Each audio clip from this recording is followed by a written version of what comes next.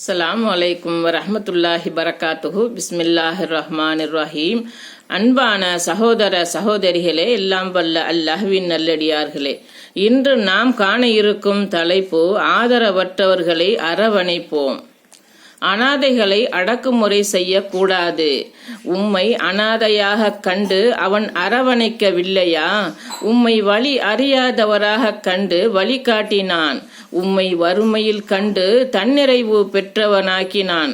எனவே அனாதைகளை அடக்குமுறை செய்யாதீர்கள், யாசிப்பவரை விரட்டாதீர்கள். அல் குர்ஆன் அத்தியாயம் 93 வசனம் 6.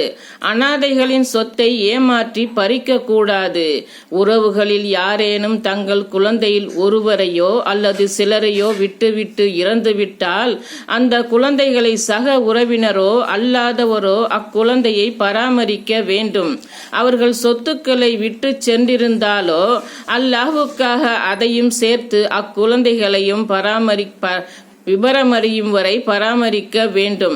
அவர்களின் சொத்துக்களை விவரம் அறியாதோரிடம் கொடுத்துவிடக் கூடாது என்பதோடு நாமும் அவர்களின் சொத்துக்களை முறைகேடாக பயன்படுத்த கூடாது என்று அல்லாஹ் திருமறையில் கூறுகிறான்.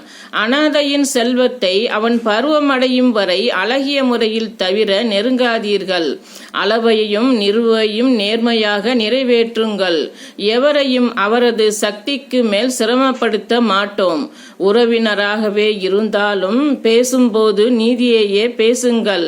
அல்லாஹ்வின் ஒப்பந்தத்தை நிறைவேற்றுங்கள். நீங்கள் படிப்பினை பெறுவதற்காக அவன் இதையே உங்களுக்கு வலியுறுத்துகிறான். அல் குர்ஆன் அத்தியாயம் 6 வசனம் 152.